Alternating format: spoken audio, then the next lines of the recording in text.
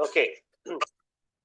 अच्छा, अभी हमने आज पढ़ना है फंक्शन एंड प्रोसीजर ना। तो जी इसी से रिलेटेड ये है कि नॉर्मली हम जो प्रोग्रामिंग करते हैं ना वो होती है मॉड्यूलर। अच्छा, मॉड्यूलर का मतलब क्या होता है कि हमारा जो सॉफ्टवेयर होता है वो काफ़ी लार्ज होता है। तो किसी भी सिस्टम को बनाने के लिए हम उसको डिफरेंट मॉड्यूल्स में कन्वर्ट कर देते हैं। अभी याद है ना, हमने पिछली दफ़ा वो पढ़ा था स्ट्रक्चर चार्ट, याद है? जी स्ट्रक्चर चार्ट पढ़ा था ना, जिसके अंदर एक मेन मेन मॉड्यूल होता है, उसके नीचे डिफरेंट मॉड्यूल्स होते हैं, है ना? तो जी बेनिफिट ये होता है कि आपका प्रोग्राम जितना भी स्मॉलेस्ट कर सकते हैं अपने मॉड्यूल्स को। एक मॉड्यूल के अंदर सब मॉड्यूल होगा, उस मॉड्यूल सब मॉड्यूल के अंदर एक और सब मॉड्यूल होगा, फिर एक और सब मॉड्यूल होगा। उस वक्त तक हम प्रॉब्लम को ब्रेक डाउन करते रहते हैं जब तक कि वो एटॉमिक ना हो जाए। क्योंकि क्योंकि इससे होता है कि हमारी प्रोग्रामिंग जो है ना ईजियर वे में हो जाती है। तो उसी से रिलेटेड यहाँ पे जैसे लिखा हुआ है कि when main module is converted into small module to perform a task then we call it top down और मॉड्यूल अप्रोच। तो इसको हम कहते हैं टॉप डाउन अप्रोच भी कहते हैं, ठीक है? तो जी टॉप डाउन भी कहते हैं या फिर module. In this main module only call required module to perform a task, ठीक है? हम मेन मॉड्यूल जो जो भी मॉड्यूल होता है वो अपने स्पेसिफिक टास्क परफॉर्म करने से कॉल कर लेते हैं।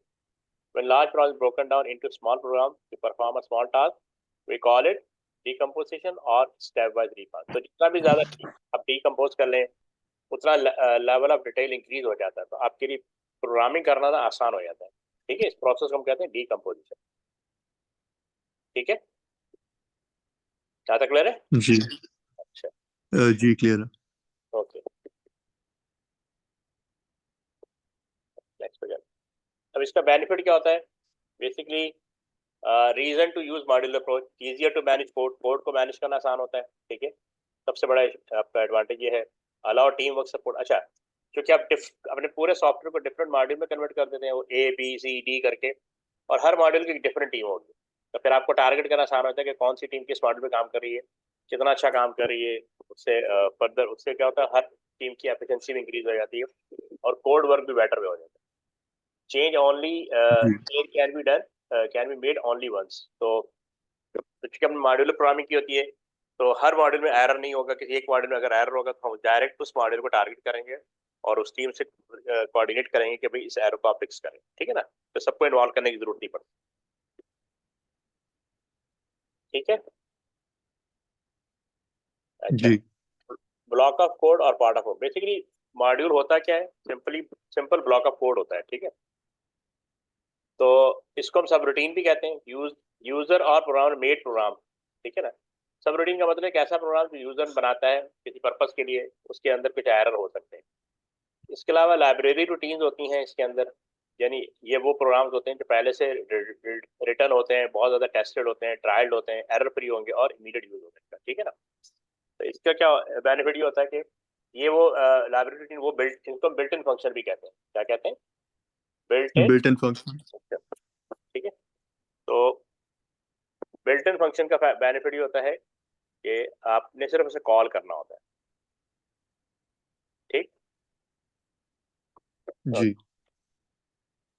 फिर अब इसी के अंदर हम प्रोसीजर और फंक्शन, जो हमारा मेन टास्क है आज का, वो देखेंगे। प्रोसीजर का मतलब क्या है? Module that does not return a parameter value to main module. Procedure भी काइंड ऑफ कोड होता है, बस इसमें फर्क ये होता है कि ये मेन मॉड्यूल, ये एक ऐसा मॉड्यूल होता है जो यानी मेन मॉड्यूल को कोई वैल्यू रिटर्न नहीं करता। लिखा है दैट डज नॉट रिटर्न, इसको बस कॉल किया जाता है, कॉल करके इसे जो भी टास्क परफॉर्म करना था वो करवा दिया जाता है। फंक्शन भी एक मॉड्यूल होता है, जी return a parameter value to main module. तो फंक्शन हमेशा एक वैल्यू रिटर्न करेगा, जो भी उसका टास्क असाइन किया जाएगा, वो टास्क असाइन करने के बाद उससे रिलेटेड जो वैल्यू होगी वो आपको रिटर्न करेगा। ठीक है, ओके। अब ये फिर जी लिखा है मॉड्यूल एक कम्युनिकेट। से सही मैं पढ़ लूँ मैं जल्दी से।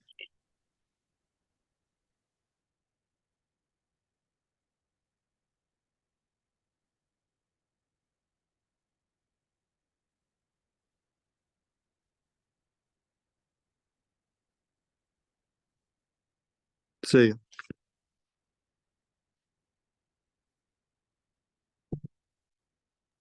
पढ़ लिया?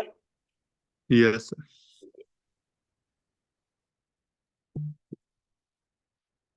अच्छा, अब यहाँ लिखा हुआ है कि module communicate through each other using parameter. याद है स्ट्रक्चर चार्ट में हमने किया था? वो जो स्ट्रक्चर चार्ट ऐसे बना होता है, एक मेन स्ट्रक्चर चार्ट होता है, यानी मेन मॉड्यूल होता है, ये यहाँ पे दूसरा सब मॉड्यूल होता है।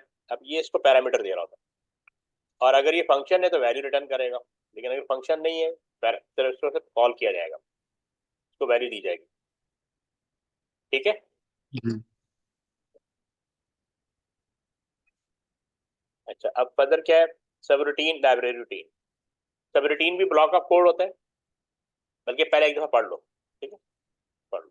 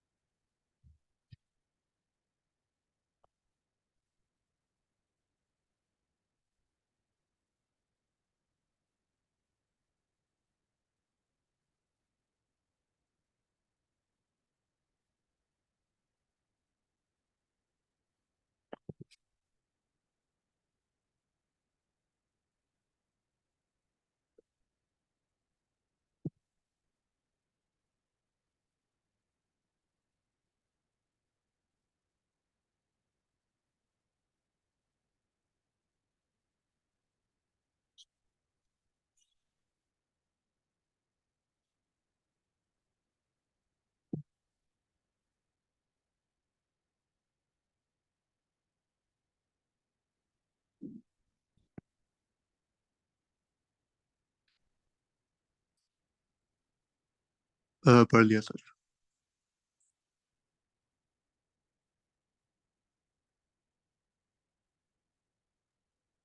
समझ में आया? Yes sir.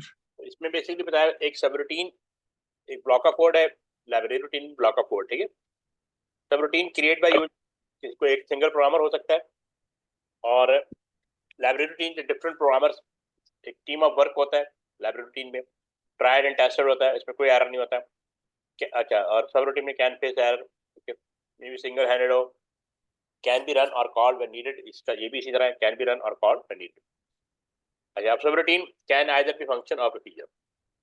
तो अभी आप देखेंगे, एक सब रूटीन बनाएंगे, the return parameter to main function, that is called function. Procedure क्या है, subroutine that does not return parameter to main function. ठीक है। जी अच्छा, यहाँ पे लिखा हुआ है, यूज ऑफ सब रूटीन और small module with a name and can be called or run when needed. तो सब प्रोग्राम और system, not the whole program system. ठीक है। तो perform a frequently used operation within a program, so then that can call when needed, that can be reused by another program। तो ये basically सब routine की description थी। तो पढ़ लो एक दफा।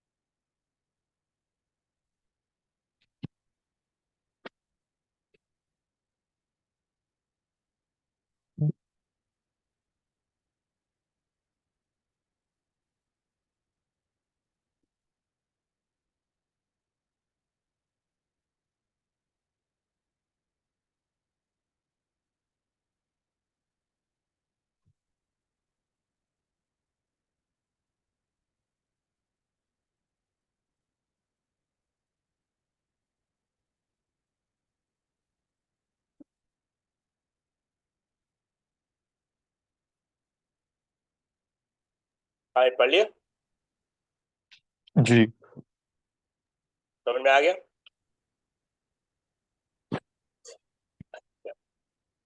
अब ये है, जी सर। हाँ, अब ये है लाइब्रेरी रूटीन ना, ये वो फंक्शन, इनको हम बिल्ट इन फंक्शन भी कहते हैं।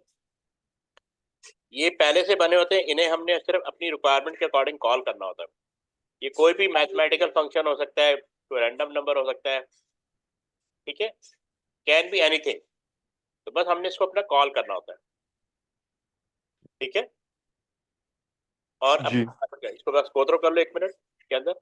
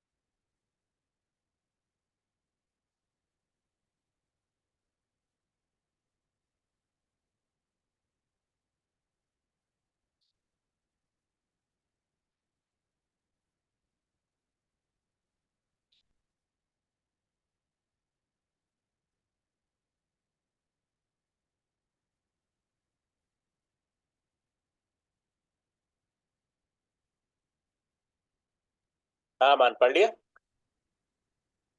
पढ़ रहा हूँ सर। ठीक है।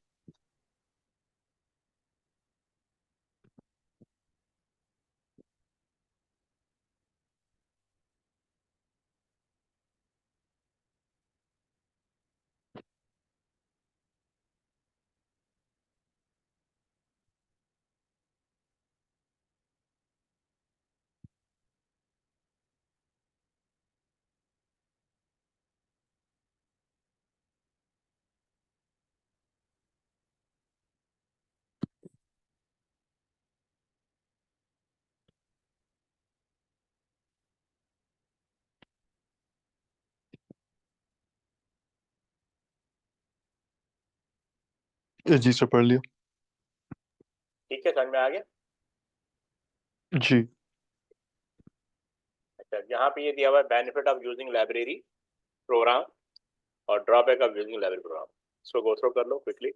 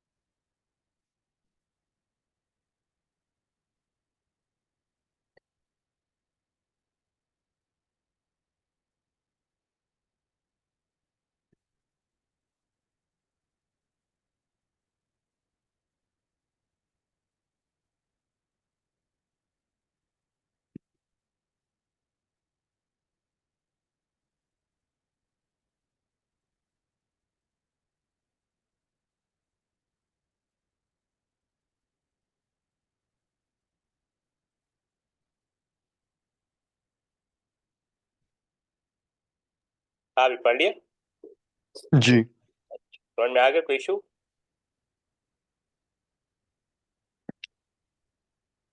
नहीं। अब ये इसके कंपैरिजन दिया हुआ है।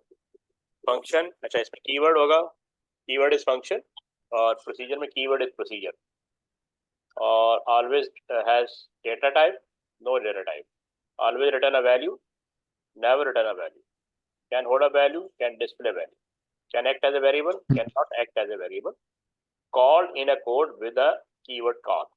तो हम इसको कॉल करते हैं, एक कीवर्ड होता है कॉल, उसके थ्रू। ठीक है, आगे बढ़े। जी। ठीक है, अब हम फंक्शन और प्रोसीजर की तरफ आ रहे हैं जो मेन इसकी वर्किंग है। ठीक है।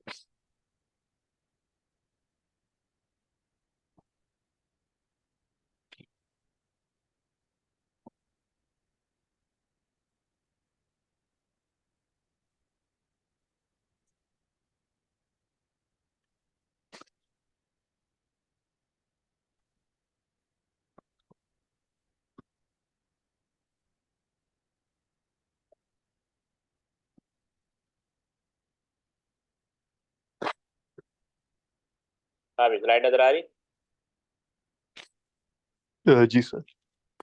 अब ये देखो, ये फंक्शन है। सबसे पहले फंक्शन लिखेंगे कैपिटल वर्ड्स, फिर जो फंक्शन बना रहे हैं उसका नाम लिखेंगे, और उसके आगे स्मॉल ब्रैकेट डाल दें। अच्छा, ये फंक्शन है without parameter, function without parameter, वैसे सर पैरामीटर पैरामीटर। वैसे सर हाँ हाँ बोलो। आप वो प्राइमरीली क्या पढ़ाते हैं, पाइथन या कुछ और? मैं पाइथन भी पढ़ाता हूँ और वो भी करवाता हूँ, वीबी डॉट, आपने वीबी डॉट करना है ना? जी जी, VB.NET। हाँ, दोनों दोनों होता है। सही है। बस अभी पेपर 4 ये खत्म हो जाएगा ना, पेपर 4 शुरू कर दूंगा ना। हम्म। मैं आप जो भी पेपर 4 की प्रॉब्लम होगी उसको डिस्कस कर लें, देख लें। वैसे पाइथन ज्यादा आसान है,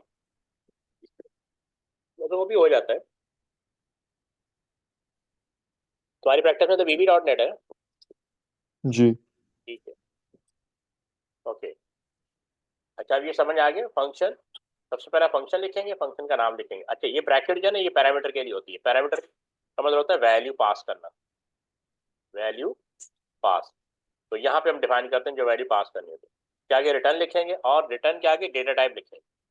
मतलब एक तो ये डिटरमिन करेगा ये फंक्शन है, और ये फंक्शन हमेशा कोई ना कोई वैल्यू रिटर्न करेगा, और उसकी डेटा टाइप आपने लिखी। फिर हम लिखते हैं जी डिक्लेयर। फिर हम लिखते हैं डिक्लेयर जो भी वेरिएबल इसके अंदर, ये प्रोग्राम पहले भी कर चुके हैं हमने, ये सम का प्रोग्राम है। आपने वेरिएबल का नाम, एक जो भी वेरिएबल आपने यूज करने उनके यहाँ डिक्लेयर कर दिया, n1 n2 और सम, और इसकी डेटा टाइप टीचर।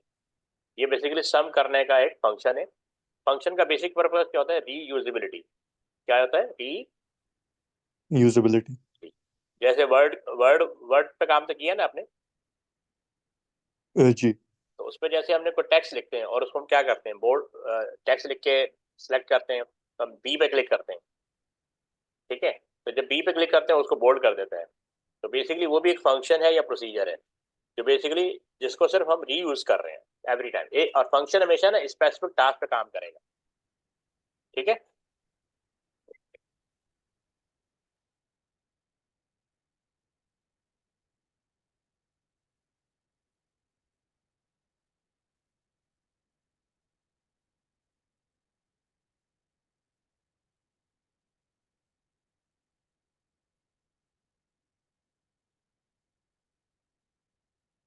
अच्छा, उसके बाद ये एक सिंपल सा प्रोग्राम बना हुआ है जिसमें हमने फंक्शन डिटरमिन किया हुआ है। तो जिसमें बेसिकली आपने इनपुट लिया था n1 n2, ये इसको सम कर देगा। ठीक है, और रिटर्न सम कराएंगे। ठीक है, और एंड फंक्शन, और ये रिटर्न सम, तो ये बेसिकली वैल्यू रिटर्न कर देगा फंक्शन को। तो यहाँ पे हम फंक्शन को डिफाइन कर रहे हैं। ठीक है, क्लियर है यहाँ तक? जी क्लियर है। तो गो थ्रू करना है। गो थ्रू करना।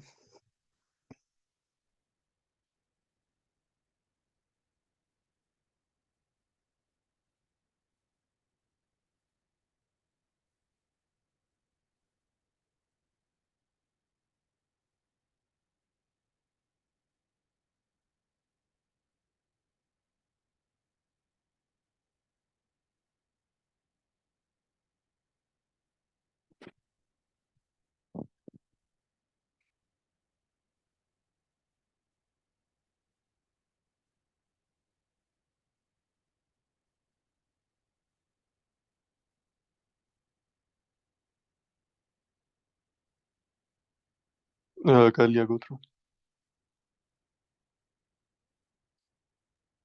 ओके, अब हम चलते हैं प्रोसीजर की तरफ। अब ये देखो, अब इसमें हमने प्रोसीजर लिखा, और प्रोसीजर के आगे उसका नाम लिखा, यानी ये प्रोसीजर इज, ये कीवर्ड है तो कैपिटल फॉर्म में लिखना है। एक सम लिखना है।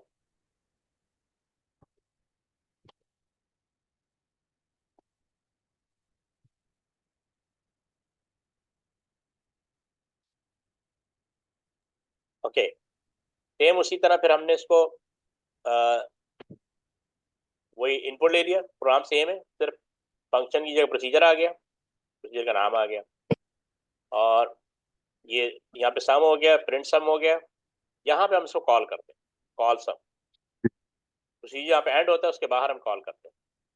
ठीक है, ये जरा गो थ्रू कर लो।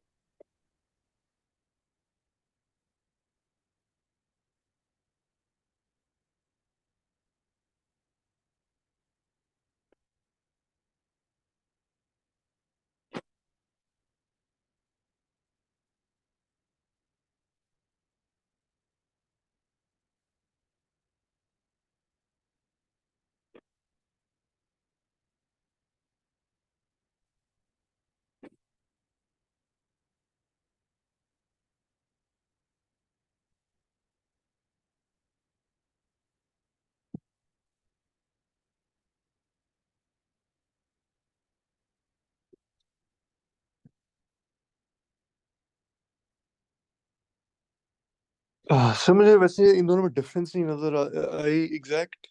देखो, दोनों का पर्पस सेम है, टू परफॉर्म अ जी। टास्क। पर्पस क्या है? To perform a task. To perform a task. ठीक है, टास्क क्या था? सम करना। क्या था? अच्छा, दोनों रीयूजेबिलिटी में यूज होते हैं, रीयूजेबिलिटी में। रीयूजेबिलिटी। मेन फर्क यह है कि फंक्शन वैल्यू रिटर्न करेगा मेन को, और ये वैल्यू रिटर्न नहीं करेगा। ठीक है, जब हमने वैल्यू रिटर्न करानी होती है तो हम फंक्शन को यूज करते हैं, जब हम वैल्यू रिटर्न नहीं करते, सिर्फ कॉल करवा के काम करवाना है। जैसे बोल्ड जो है, बोल्ड क्या है? ये प्रोसीजर है ना। ये वर्ड के अंदर जी। जितने भी बटन आपको नजर आ रहे होते हैं ना, जितने भी कमांड नजर आ रहे हैं, उसके पीछे या तो प्रोसीजर लिखा होगा या तो क्यों फंक्शन लिखा होगा।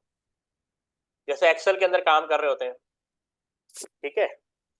जैसे एक्सेल के अंदर काम कर रहे होते हैं तो फंक्शन राइट करते हैं, और फंक्शन के थ्रू हम वैल्यू रिटर्न करवा लेते हैं। आपने मैथ्स के अंदर भी जी। फंक्शन पढ़ा होगा ना, मैथ्स के अंदर भी फंक्शन है ना। जी। जैसे फर्ज करो कि sum equal to F X equal to X. F X. जी। तो अब ये क्या है? ये वैल्यू, ये पैरामीटर है। तो अब ये कोई, जहाँ पे हम वैल्यू देंगे फंक्शन से कैलकुलेट करके सम में स्टोर कर देंगे। जब वैल्यू को कहीं स्टोर करना हो तो हम फंक्शन यूज करते हैं, जब वैल्यू को स्टोर ना करना हो, उसको टास्क परफॉर्म करके वापस कर देना हो, तो उसके लिए फिर हम प्रोसीजर बना रहे हैं। इनमें कोई मेन फर्क नहीं है, कोई मेन डिफरेंस नहीं है।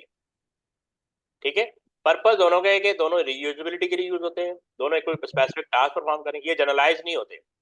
इसकी एग्जांपल जी। ऐसी है, जैसे अगर आपके घर में गार्डन है, ठीक है, क्या है? गार्डन है। गार्डन। अब आपके पास टाइम नहीं है कि उसको सीधा करना है। आपने गार्डनर को बुलाया, माली को बुलाया, ठीक है। उसको बुलाया, उसको बोला भी ये काम कर दो। वो आया, उसने अपना गार्डनिंग की और वापस चला गया।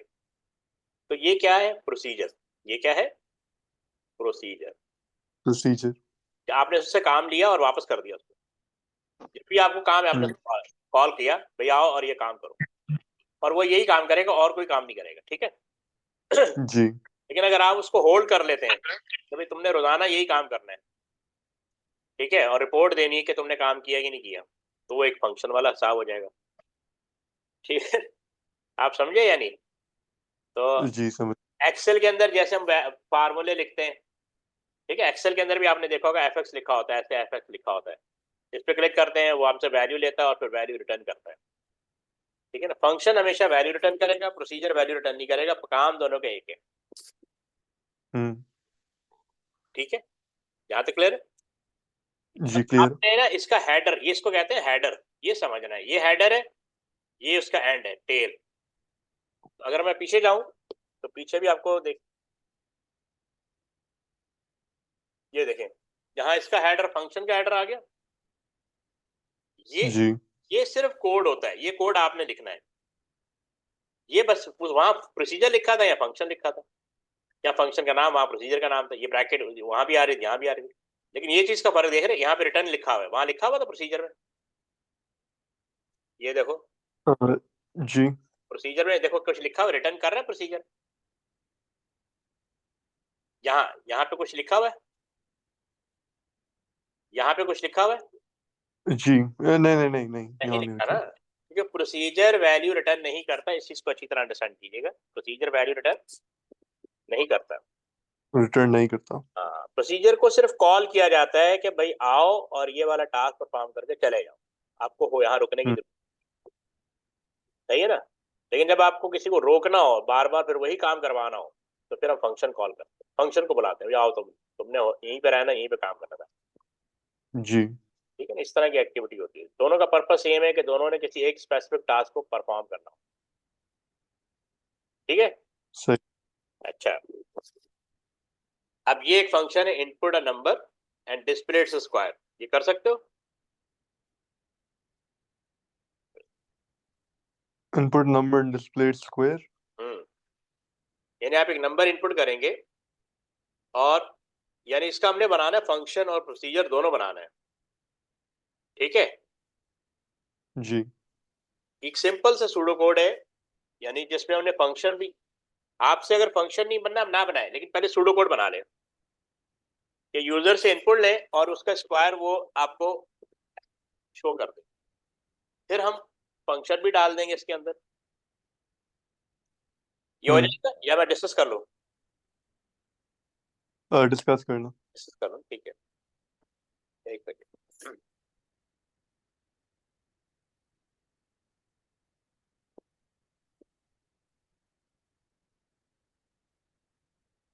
देखो इसमें रिक्वायरमेंट क्या है, input a number and display its square, यानी यूजर से इनपुट लेना है और स्क्वायर डिस्प्ले करवाना है, ठीक है। अब देखो इस कैसे करेंगे, ये देखो। सबसे क्योंकि हमने इसका फंक्शन बनाना है तो सबसे पहले आपने फंक्शन लिखना है। सबसे पहले आपने फंक्शन लिख दिया, ये कैपिटल में लिखना है, ये कैपिटल में लिखना है, ठीक है।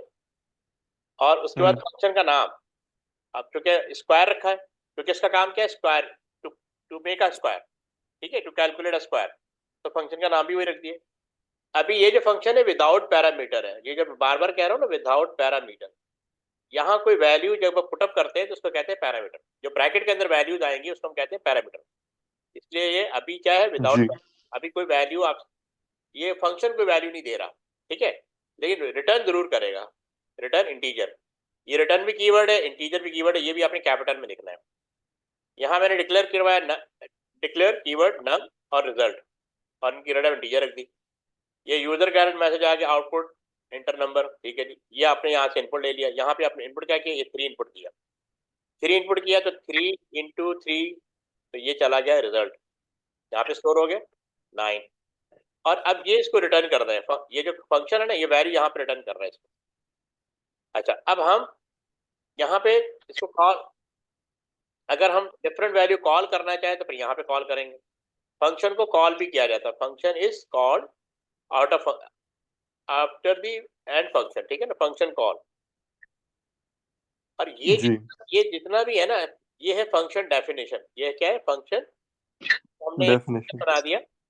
अच्छा, फंक्शन बनाने का फायदा ये होता है कि मैं बार बार ये वाली कोडिंग नहीं करूंगा। मैंने एक दफा फंक्शन बना दिया, यहाँ मैं उसको कॉल कर रहा हूँ।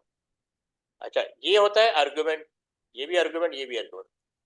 तो फंक्शन जब कॉल करते हैं तो आप, अच्छा, पैरामीटर को हम आर्गुमेंट भी कहते हैं, पैरामीटर को हम आर्गुमेंट भी कहते हैं, लेकिन आर्गुमेंट में वेरिएबल डिफरेंट हो सकता है। तो देखिए स्क्वायर, इसने यहाँ से वैल्यू ली, ये यहाँ चला गया, ठीक है भाई, ये स्क्वायर कैलकुलेट करके दो, ये उसने उसने यहाँ वो इसको फंक्शन, इससे पहले से फंक्शन बना हुआ है, यहाँ पे रिजल्ट कैलकुलेट किया, वापस इधर आ जाएगा। जब भी आप यहाँ वैल्यू की लिखेंगे, ये कैलकुलेट होने के लिए यहाँ चली जाएगी। अब मुझे बार बार फंक्शन लिखने की जरूरत नहीं है, समझ आ रही बात। मैंने एक ही दफा फंक्शन बना दिया और यहाँ पे मैं फंक्शन को कॉल करवा रहा हूँ, ठीक है। जी। अब देखो ना, मैं डिफरेंट वैल्यू दे रहा हूँ, हर दफा डिफरेंट वैल्यू दे रहा हूँ, और हर दफा वो आपको स्क्वायर कैलकुलेट करके दिखाएगा। तो बार बार मुझे प्रोग्राम कोड राइट करने की जरूरत नहीं पड़ेगी। और इसका फायदा ये फंक्शन का कि इसको मैं, जब मैं इसको बिल्ट इन फंक्शन में डाल दूंगा तो हमें किसी भी प्रोग्राम में इसको कॉल कर सकता हूँ। तो जब हम प्रोग्रामिंग कर रहे होते हैं तो उस वक्त, अभी जब पेपर 4 शुरू करेंगे ना, तो आपको आइडिया होगा कि बहुत सारी चीजें पहले से, बहुत सारे फंक्शन पहले से बिल्ट इन बने होते हैं, हमें सिर्फ उसको कॉल करना होता है, जी। ठीक है। अच्छा, अब देखो प्रोसीजर की तरफ चलते हैं। ये देखो,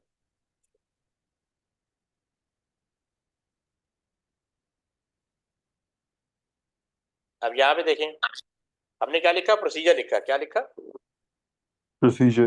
प्रोसीजर। तो प्रोसीजर इज अ कीवर्ड,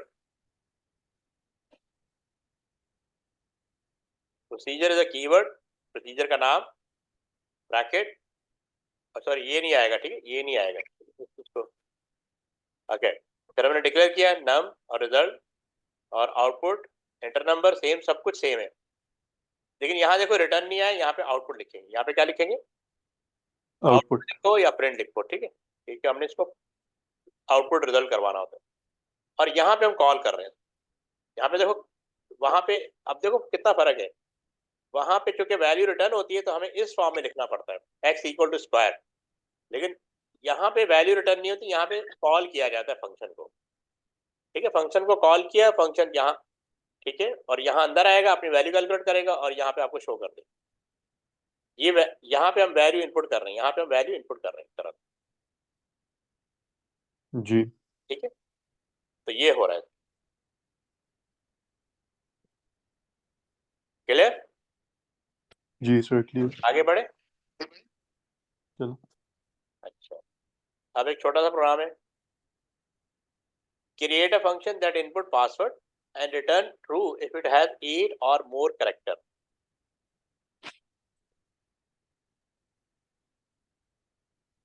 जी हो जाएगा। हम्म, अ, तो ट्राई ये करो, करवा। करवा दो तो ट्राई तो करो। यानी एक फंक्शन क्रिएट करना है, ठीक है, that input password and return true if it has 8 और मोर कैरेक्टर। तो बाकी तो सूडो कोड का पार्ट है ना, फंक्शन का काम जी तो। हाँ, सूडो कोड को जब फंक्शन में कन्वर्ट कर देंगे तो हमने सिर्फ उसको अपना कॉल करना होगा।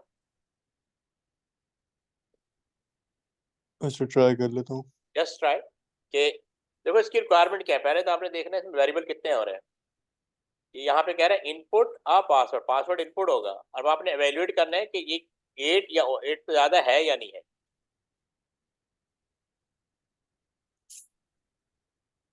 सही है।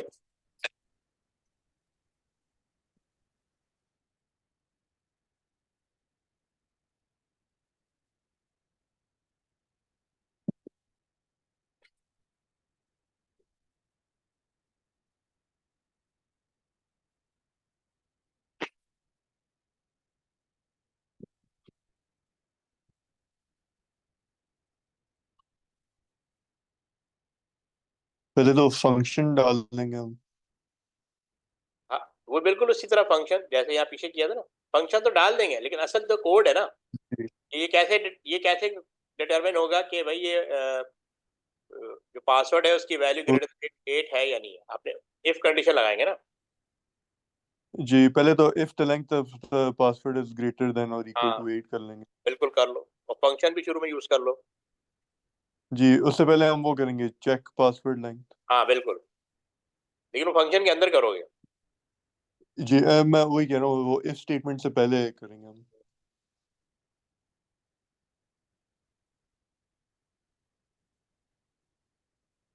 और फिर उसके बाद करेंगे if it is greater than or equal to 8 तो return true or else we will तो तुम ये मैसेज कर सकते हो बना के, यानी इस पे मैसेज, yes sir। मैसेज कर दो तो आइडिया हो जाएगा। एक सेकेंड।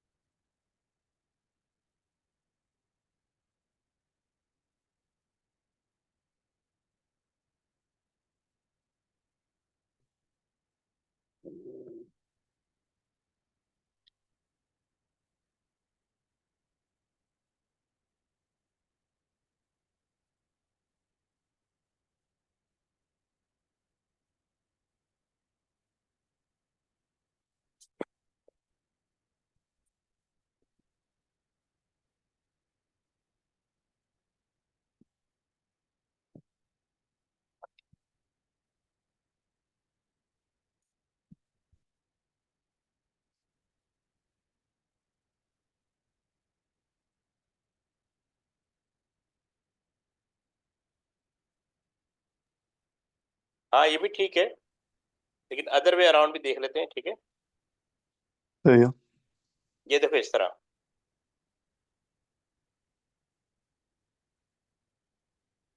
आपने रिटर्न नहीं कराया ना, ओ।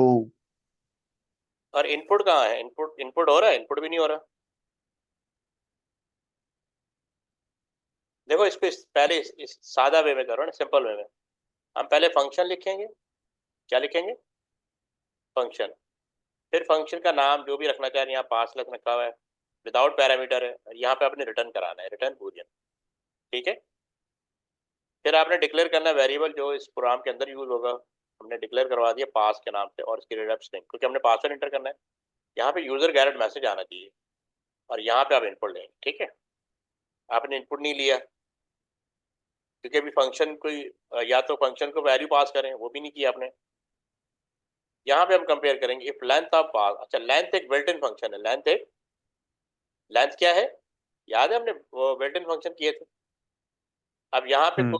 कोई भी वैल्यू आएगी इनपुट पास, आपने यहाँ इनपुट किया ना, फर्स्ट के लिए आपने लिखा A B C D E F G H. अब ये 8 कैरेक्टर है, तो वो यहाँ आके कंपेयर करेगा। अगर ग्रेटर देन 8 बोलोगा तो रिटर्न ट्रू करेगा, अगर नहीं होगा तो रिटर्न फॉल्स करेगा। ठीक है, एंड इफ हो जाएगा और एंड फंक्शन। समझ आई? जी। इस ज्यादा बेहतर है कि इस तरह आप करें ना।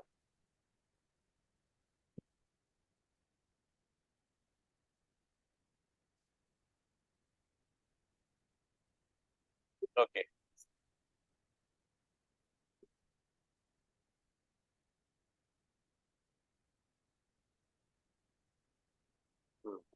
अब हम एक और चीज कितना देखते हैं।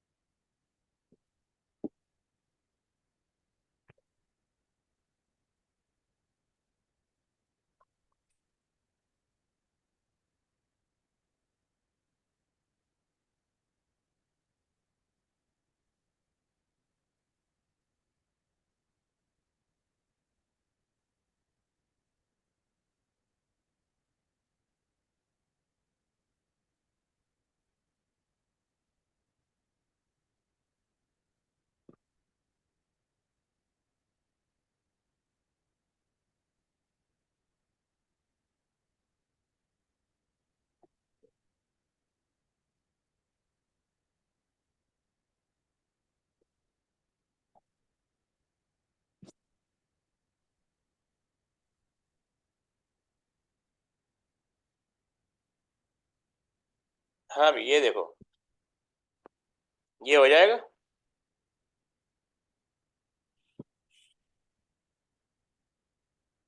यानी स्टूडेंट का नेम एंटर करेंगे और वो रिटर्न करेगा उसकी लेंथ। जी। इसको ट्राई करो।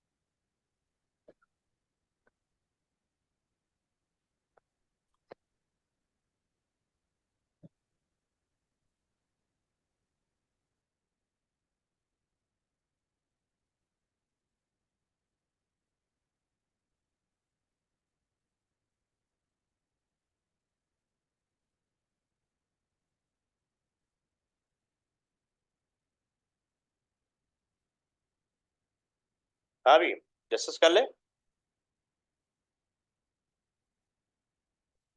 यस सलमान, यस सर कर ले, डिस्कस कर ले। जी अच्छा देखो, इसकी रिक्वायरमेंट क्या थी? Input name of student and return its length. तो हमने फंक्शन बनाया नेम लेंथ,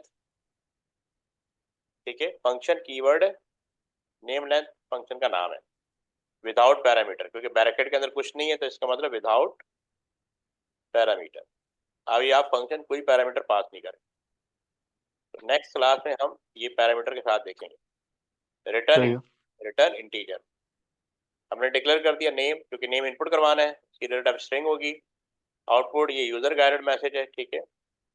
इनपुट नेम कराएंगे, इनपुट नेम करा दिया आपने, और यहाँ पे रिटर्न करेंगे। तो ये बेसिकली नेम, जो भी आप नेम यहाँ पे लिखेंगे, जैसे मैंने अपना नाम लिखा अजीज, तो ये बेसिकली यहाँ आएगा, लेंथ कैलकुलेट करेगा, ये 4 कैरेक्टर, ये रिटर्न कर देगा, ठीक है, ये रिटर्न इसको कर देगा।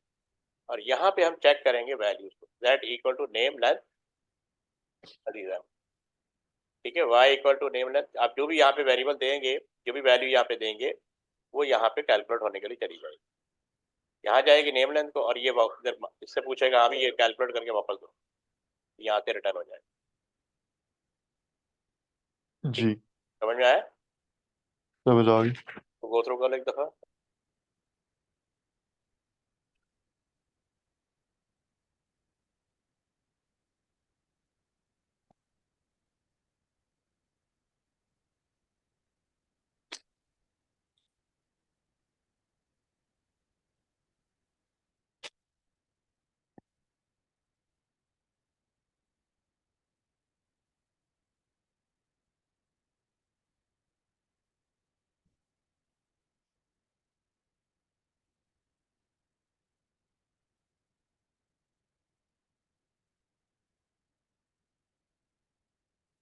कर लिया कर लिया, समझ में आ गया?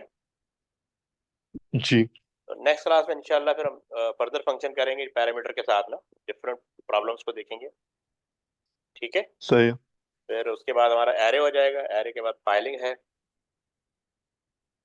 और हम्म कुछ छोटी मोटी प्रॉब्लम है, फिर हम ईयरली पे आ जाएंगे। मार्च से इंशाल्लाह फिर हम पेपर 4 शुरू कर देंगे, ठीक है, मंथ ऑफ मार्च, जी ठीक है। जी ओके, अल्लाह हाफिज। काफ़ी है आज के लिए? जी से काफी है ठीक, ओके, अल्लाह हाफिज। हाफिज